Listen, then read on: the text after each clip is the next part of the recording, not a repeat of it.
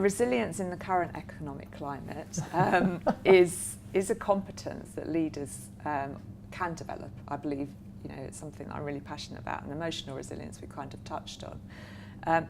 How do you, I guess if you were to think about how you bounce back from stressful situations, and you were to advise any current leaders or emerging leaders in terms of how they would build their resilience, what advice would you give them?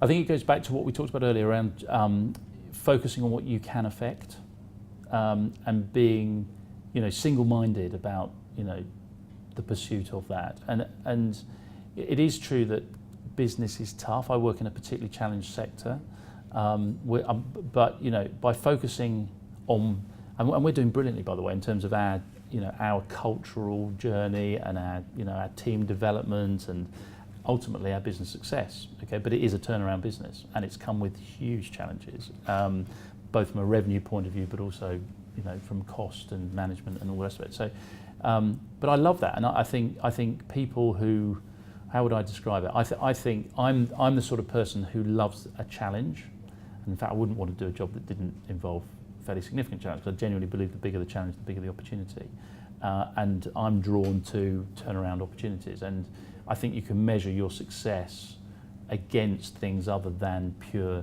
business returns, like cultural turnaround, like etc. So I'm hugely proud of what we're achieving, and I think the reason is that I'm focusing on what I can affect and what we can change for the better and how we can improve, and everything else kind of naturally follows, which might sound a bit complacent, but I know it isn't. I know if we do the right things and we get our team working in the best way, and our outputs are as optimal as possible, success follows, and it kind of does. And I've experienced that on many occasions in different companies and roles, and it does sound a bit blasé, but it's not blasé at all. I just know that as night follows day, we do the right things, then success will follow. So I think because when you look at the elements of resilience, purpose, and having that sense of purpose in order to be motivated and goal orientated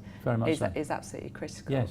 Is there anything that you do in terms of your personal ability to bounce back and be resilient when you feel stressed? I know what energises me, and what energises me is, and it's important that you do know that, right? And you do less about what doesn't and more of what does. And if you do that, then I think most things tend to work out fine. And I'm very fortunate because what energises me is what my job requires. Yeah. So it's helping people develop, and it's engaging with customers, which I love the social side of what I do, and I really do genuinely love it.